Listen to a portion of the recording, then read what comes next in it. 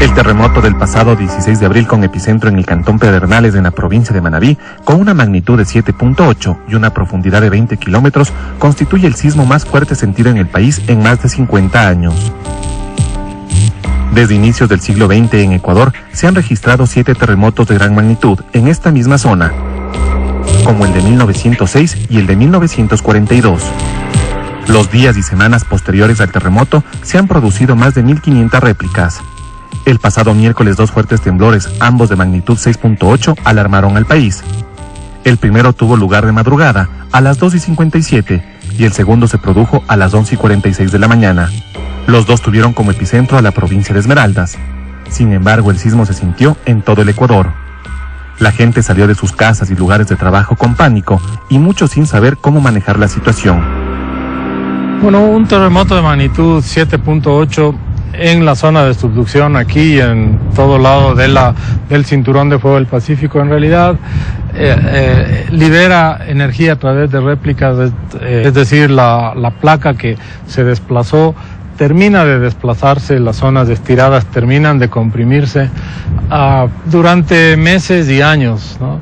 Entonces, lo natural es que tengamos todavía que experimentar, sentir, registrar desde el punto de vista científico todavía muchas réplicas en la zona general que ha sido la zona de liberación de energía del terremoto. La magnitud de la réplica va a estar en proporción del sismo principal, es decir, si tuvimos un sismo de 7, las réplicas que vienen puede haber réplicas de 6, de 5, de 4, de 3. Entonces siempre van a tener una proporcionalidad en cuanto a la energía del sismo principal como que se liberó, ¿no? Sin embargo, podemos poner algún parámetro de comparación y es el hecho de que el terremoto del 16 de abril es muy similar, es casi un gemelo del anterior terremoto en la misma zona, en el mismo segmento de la subducción de 1942, el 13 de mayo. Y este terremoto generó réplicas importantes luego de un mes, es decir, de magnitudes mayores que 6.5, y además las réplicas que podían ser registradas a nivel de sismógrafos en el mundo, no había en sismógrafos locales, duraron sin problema hasta diciembre del 42 y algunas en el año 1943, de tal manera que esos son los tiempos referenciales sobre los que tenemos que actuar. Ecuador se encuentra en una zona de frecuente actividad sísmica, pues hay una fricción de movimientos de 2 placas tectónicas, la de Nazca y la sudamericana. El movimiento de estas dos se conoce como proceso de subducción. El hundimiento de la placa de Nazca bajo la placa sudamericana produce un deslizamiento brusco, donde se libera la energía acumulada, produciendo un terremoto.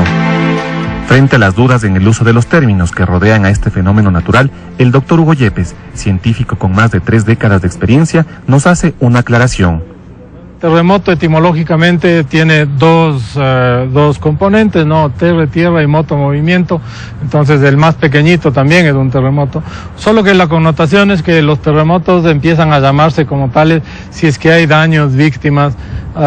Pero un pequeño y un grande son movimientos de tierra. En el caso del idioma inglés, ¿no? Un earthquake es justamente un movimiento de tierra que tiembla la tierra. Entonces son nada más expresiones que de la riqueza del idioma que trata de describir el mismo fenómeno, que es que se deslizan las placas a lo largo de una falla de contacto. También se establece una escala para determinar la fuerza del movimiento telúrico.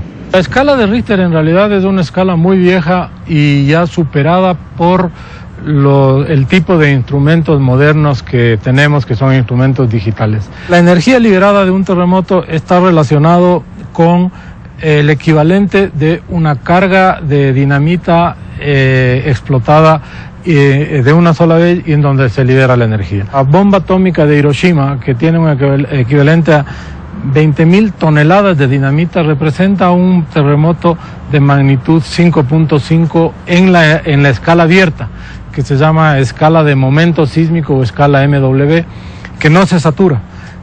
Y entonces a medida que va aumentando un grado en esta o cualquiera de las escalas, esta misma energía se multiplica por 32 veces.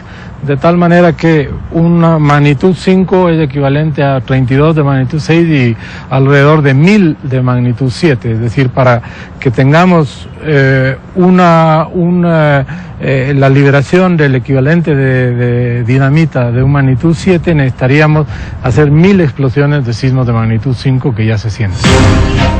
Las réplicas que vinieron luego del terremoto mantienen a los ecuatorianos en un estado permanente de temor, especialmente a los más pequeños.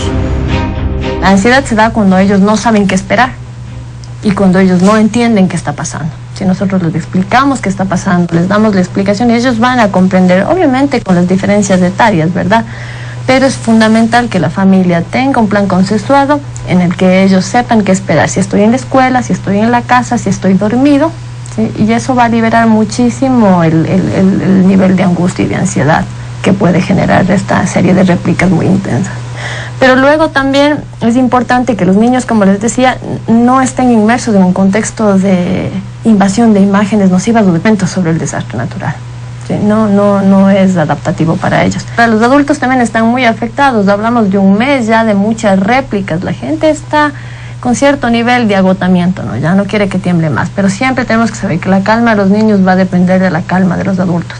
Y la calma de los adultos va a depender también de una política clara que desde el gobierno también nos diga qué esperar. Que sucedió en estas réplicas, básicamente, varios de los heridos son heridos básicamente por la reacción que tienen de pánico, y tenemos accidentados, hay el reporte de alguna persona que fue atropellada incluso por correr en la calle, etcétera, etcétera.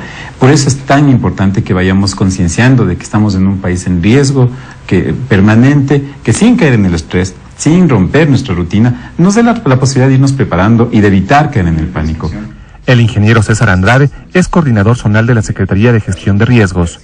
Hace énfasis en la importancia de la información en momento de crisis. Tenemos fuentes oficiales y en este sentido el Ecuador cuenta con una gran ventaja, que el Sistema Nacional Descentralizado de Gestión de Riesgos tiene un operador central, que es el que articula a través de la tecnología y la implementación a nivel nacional a todos los otros operadores de respuesta, que es el ECO 911. Es importante que la población sepa que esa es la única fuente oficial de información. Evidentemente, luego los otros institutos, los otros organismos de gobierno se articulan, pero la primera fuente y la que va a darles la respuesta adecuada es el ECO 911.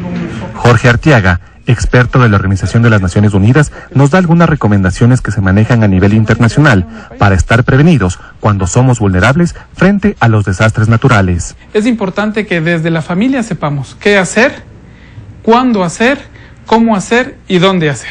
El plan familiar es un trabajo conjunto. ¿Qué es importante primero? Reconocer las amenazas. ¿A qué mi familia se expone? Inundación, erupción volcánica, sismo, aguaje, sequía. Yo identifico. Ahora, ¿qué va a pasar, por ejemplo, asociemos sismo y qué efectos tengo en mi casa? Digo, tenemos que ver, yo tengo las columnas de mi casa viejas, yo tengo las paredes cuarteadas, ¿sí? Entonces escribo, pero ojo, mira, eso es lo que yo voy a hacer. Y me marco un tiempo para arreglar. O sea, si las ventanas están dañadas, correcto, hay que cambiarlas. Eso, mira, no podemos decir voy a cambiar todo de golpe, pero priorizo. Entre un vidrio roto y un clavo que esté flojo, priorizo el vidrio porque se cae y me hiere. Entonces, doy prioridad, sí, y qué hacer, y aquí es importante señalar quién. La parte de la familia, papá, mamá, hija 1, hija 2, la edad, el tipo de sangre, sí, y si tiene alguna discapacidad, la responsabilidad en el caso de emergencia. A ver, en mi caso, mira, yo abro la puerta, sí, y le voy a marcar a mi hija mayor. Mi esposa le va a marcar a la hija pequeña, sí, a mi hija pequeña y va a coger la mochila.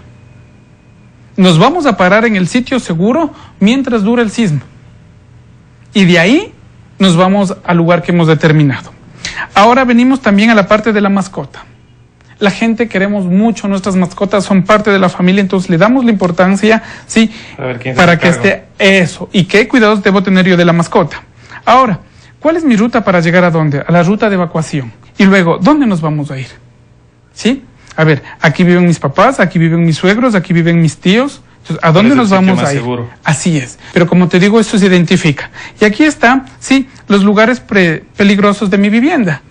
Antes nos decían que nos quedemos en los marcos de la puerta porque las construcciones tradicionales es a base de columnas y vigas. Entonces las puertas siempre tenías tú una viga. La construcción tradicional ya no lo hacen así, han cambiado. ¿sí? Entonces, uno tiene que conocer su vivienda, ¿sí? Te voy a compartir mi caso personal. Yo me quedo, sí, en el marco de mi puerta porque tengo una puerta especial. Y luego de eso voy a las gradas de emergencia porque el constructor nos ha dicho que es el sitio estructuralmente seguro. Haríamos un error decirle a la gente, vaya al piso alto o vaya a la planta baja, ¿sí? Porque no conocemos las viviendas y por eso tú puedes ver que no hay ningún técnico que te diga todos bajamos o todos subimos, porque depende, sí, del concepto de cada una de las viviendas. En la mochila de emergencias todos los técnicos te dan varias recomendaciones, un botiquín para cuidarte a tu persona, un kit de aseo, varios, pero yo simplifico todo esto, sí, con esta frase, lo que consideres que va a salvar tu vida y la de tu familia. Mira, yo tengo chocolates, tengo caramelos, tengo galletas, sí, porque les gusta a mis hijas y honesto que estén ellas en calma para yo poder pensar cómo voy a recuperarme. Las medicinas. Que a mi hija le duele el estómago, que el otro le duele la cabeza. Que la doctora, sí, mi pediatra me recomienda esto, eso debe estar ahí. Documentos personales. Y ojo, mis números de emergencia. Hoy tenemos una ventaja, el único número de emergencia. Sí, y esto es importante que la gente sepa, que los niños conozcan que es un número de emergencia al que podemos acudir y es un número en que tenemos que confiar. Existen muchas dudas, teorías y mitos acerca de qué hacer en el momento de un terremoto. Hay una primera reacción que debemos tener y que nos puede salvar la vida. Las páginas de los institutos oficiales y de instituciones grandes sí, han demostrado que la mejor norma es agacharse, cubrirse y sostenerse. Por ejemplo, aquí en mi oficina, yo he identificado que el sitio seguro va a ser esta mesa. Entonces yo cumplo la norma, me agacho, me cubro y me sostengo. Entonces esto es el procedimiento que yo tengo que llegar a hacer. Me hundo en la mesa, sí, y me sostengo mientras pasa.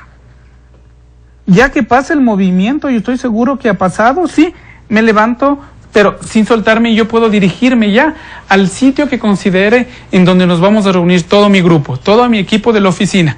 Pero mientras tanto, ese es el primer paso por responsabilidad, por seguridad que yo tengo que cumplir. Yo podría ponerme a lo mejor, sí, debajo de la cama, en el filito del marco de la cama, porque es una superficie sólida que me va a cubrir. Siempre tienen que ser superficies sólidas. Por ejemplo, si miramos aquí la mesa, el peor error que yo podría poner es ponerme en la mitad. Si algo me llega a caer, se rompe. En cambio, mira, ¿cómo buscaba yo? Que sea la pata la que a mí me protege y al sostenerme, sí, me va a cubrir a mí. Entonces, es importante identificar bien en el hogar esos sitios seguros a donde voy a llevarle a mi familia, porque es la vida de las personas que yo estoy garantizando, identificando este sitio adecuado. En el trabajo lo mismo, hay puntos de encuentro, de hecho eso es parte de la lógica de las empresas, tienen que identificar dónde los empleados, los funcionarios pueden estar en mejores condiciones, en las escuelas lo mismo, y eso se está haciendo y eso es parte del trabajo que se ha venido preparando en este tiempo. Y sobre todo evitar el hecho de si estamos en edificios, usar ascensores, no se pueden usar ascensores, se tienen que usar las escaleras de emergencia. Y bueno, y luego, ahí en esa línea, si es que hemos tenido la suerte de no ser afectados directamente, es salir de nuestra vivienda, es salir de nuestras oficinas, movilizarnos obviamente con los implementos de emergencia. Es bueno que en los lugares en los que estamos, especialmente en las casas, tengamos identificadas las tomas de luz, de gas, de agua y cerrar esas tomas mientras está afuera. No pise vidrios ni cables eléctricos. Si está atrapado bajo los escombros, trate de no moverse y levantar polvo. Cúbrase la boca con un pañuelo o con su ropa. Dé golpes rítmicos en un tubo o en la pared para que los rescatistas puedan encontrarlo. Japón es uno de los países que, al igual que el Ecuador, debe convivir con las amenazas de la naturaleza. En una visita al país asiático, pudimos conocer las medidas que ellos toman permanentemente para estar prevenidos. El gobernador Reminiato nos explica cuáles han sido las campañas de prevención y concientización en Tokio y en todo Japón para afrontar desastres. ¿Y qué recomendaciones podría dar desde su experiencia, desde su visión, sabiendo que Ecuador es un país altamente sísmico? ¿Qué experiencias o recomendaciones podría dar a la gente para que pueda seguir ciertos pasos de un país que ha tenido que soportar huracanes, terremotos y que no hay mucha gente muerta?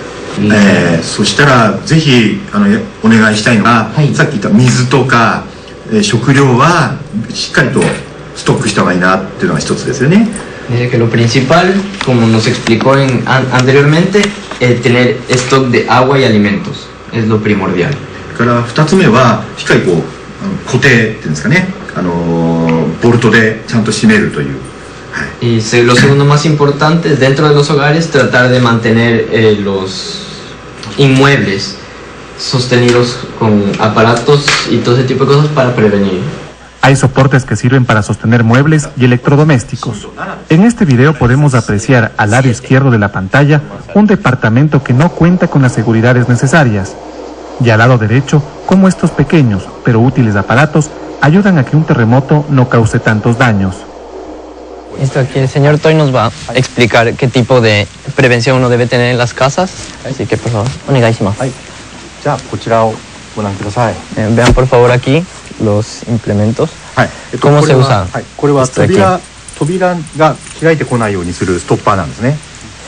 Esto es, por ejemplo, para que las puertas no se abran, así de las estanterías. Es para que no se abran las puertas. Puede ser vajillas, closets, es para prevenir. Este terremoto nos deja varias lecciones. Nos recordó lo vulnerables que somos. Nos demostró que no estamos preparados, pero nos dio la posibilidad de tomar precaución en todos los ámbitos de nuestra vida. ¿Es mi casa segura frente a este terremoto? ¿Me va a dar tiempo para meterme debajo de una mesa y soportar cualquier caída de un estante? Porque estoy seguro que no se me cae ni el techo ni las paredes.